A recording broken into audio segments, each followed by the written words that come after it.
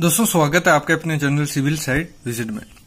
हमारा civil site engineer के जो बेसिक पार्ट चल रहे हैं प्रैक्टिकल का 3 पार्ट आ चुके हैं। ये चौथा पार्ट है और ये काफी इंपॉर्टेंट पार्ट होने वाला है क्योंकि इसमें मैं काफी इंपॉर्टेंट चीजें क्लियर भी करूंगा और एक रिवीजन भी करूंगा। जो बेसिक नॉलेज मतलब जो मस्ट आना चाहिए सिविल इंजीनियर को वो भी मैं इसमें बताऊंगा लास्ट में। पहले मैं जो नए टॉपिक है प्रैक्टिकल, ये जो आपने देखा है फर्मा, जैसे हम 1:6, 1:4, 1:3 कैसे नापते हैं साइट पे, वो मैं बताऊंगा। इसके पीछे की स्टोरी भी बताऊंगा कि कैसे मेरे को ये एक टफ टाइम आया था। जब मतलब टफ क्या है, जब फ्रेशर गया था एज ए फ्रेशर मेरे से ये क्वेश्चन साइट पे पूछा गया था।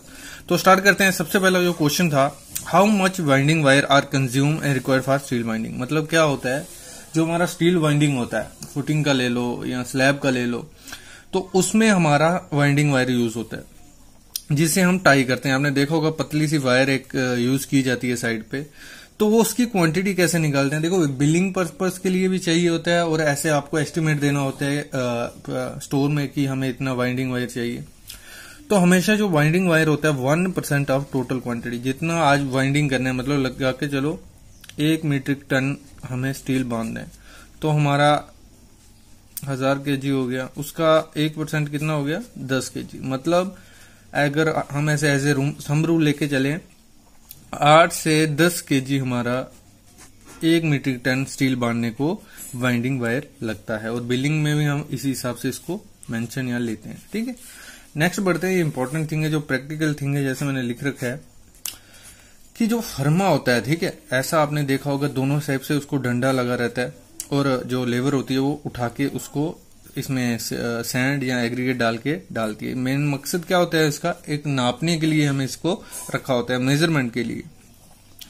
तो आपको मैं बताऊंगा, अगर 1:6 का हम प्लास्टर में माल बना रहे हैं या ब्रिक वर्क में बना रहे हैं, जहां आप इसको देख के 1:3 का भी निकाल सकते हो, जैसा भी रेशियो आप में वहां चल रहा है वो निकाल सकते हो।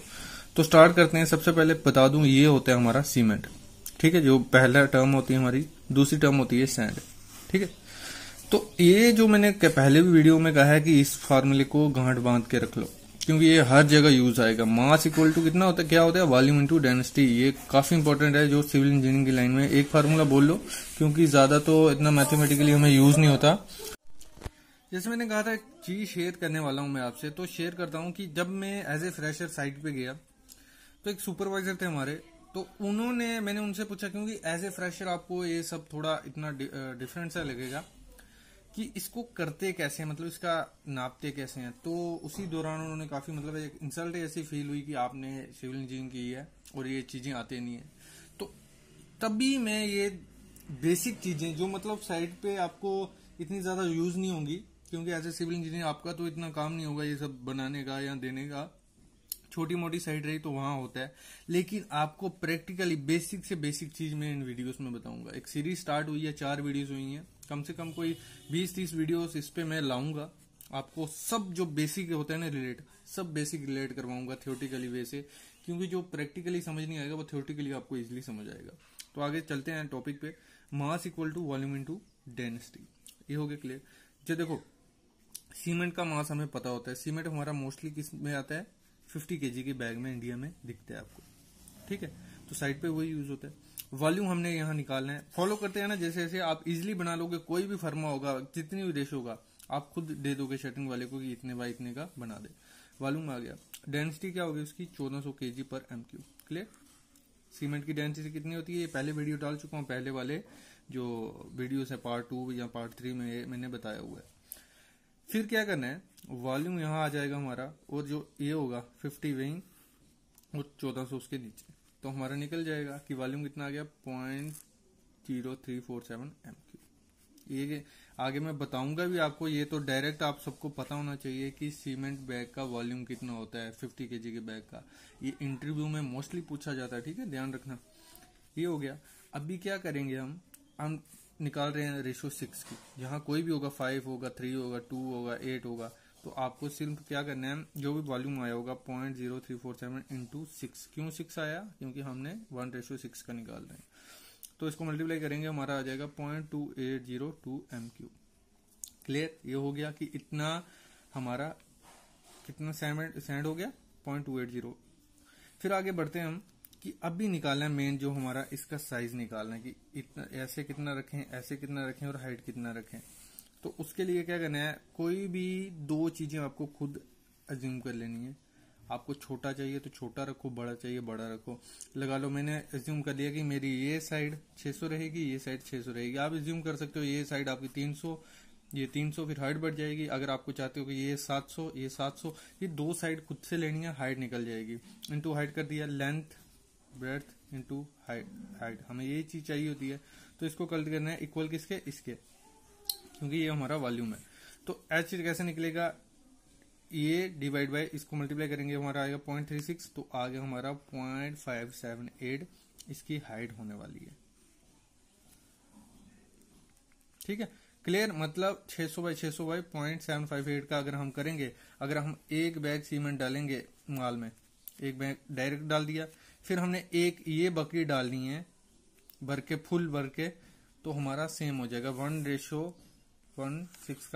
का एक बोरी का माल बन गया। फिर ऐसे ही होता है कि फिर बोलते हैं कि 2 बोरी का माल बनाओ, 3 बोरी का माल बनाओ, वो क्वांटिटी पे डिपेंड होता है। क्लियर। तो आगे बढ़ते हैं, जैसे मैंने कहा था आपको रिवीजन करवाऊंगा। तो देखो ये रिवीजन के क्वेश्चन है, लेकिन ये बेसिक क्वेश्चन है जो इंटरव्यूज में भी पूछेंगे और साइड पे जाके आपको पता भी होना चाहिए, नहीं तो आपको नीचा दिखाने में साइड पे कोई नहीं रहेगा, ये हमेशा याद रखना।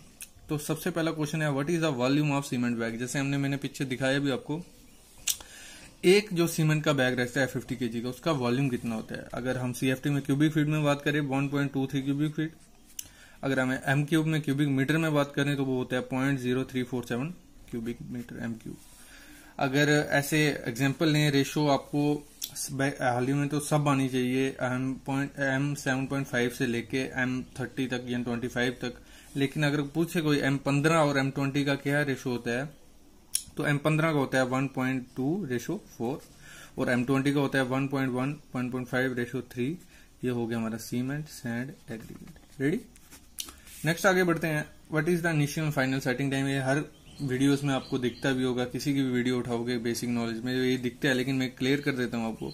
30 मिनट हमारा इनिशियल टाइम रहता है और 600 मिनट या 10 आवर हमारा फाइनल सेटिंग टाइम रहता है। ये डिपेंड होता है सीमेंट पे भी, लेकिन मोस्टली हम इसी को प्रेफर करते हैं। या ऐसे तो ये लिया हुआ है थंब रूल के हिसाब से या टेस्ट के हिसाब से, बाकी ये वेरी करता है टेम्परेचर के हिसाब से या मटेरियल के हिसाब से, लेकिन हम मोस्टली क्या करते हैं 30 मिनट से 600। अगर 1 वे और 2 वे की बात करें, ये जो बेसिक मैं बता रहा हूँ इन पे अच्छे से जो एक्सप्लेन करके वीडियो, मतलब एक एक टॉपिक पे हर एक पे वीडियो है। प्लेलिस्ट देखो, कम से कम 450 वीडियोज हैं। 450 वीडियोज अगर आप देखोगे तो आपको ना तो कोई इंटर्नशिप की जरूरत पड़ेगी, ना आपको साइड विजिट की जरूरत पड़ेगी। प्रैक्टिकल नॉलेज में गारंटी देता हूँ, मतलब आपको आपका अगर 100% लेके चलें, उसमें से 30-40% आपका क्लियर हो जाएगा कि साइड पे होने क्या वाला है जाके और क्या चीजें आपको पता होनी चाहिए। 1 वे स्लैब क्या हो गया, लॉन्गर स्पैन और अपॉन शॉर्टर स्पैन।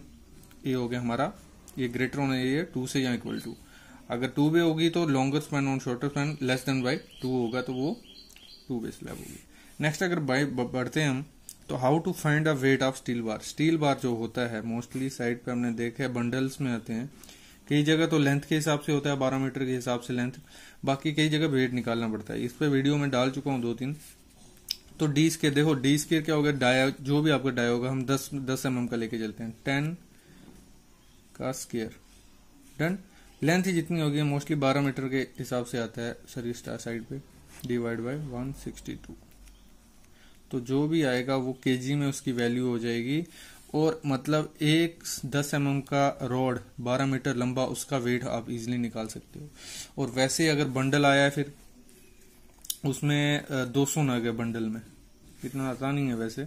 200 नग है, जो भी वेट आया होगा एक का निकल गया, इनटू बाय 200 करोगे तो आप उसका भी निकाल लोगे। तो इजी मेथड होता है ये निकालना। तो गाइज ये था हमारा बेसिक जो आज पार्ट था, civil side engineer basic part 4।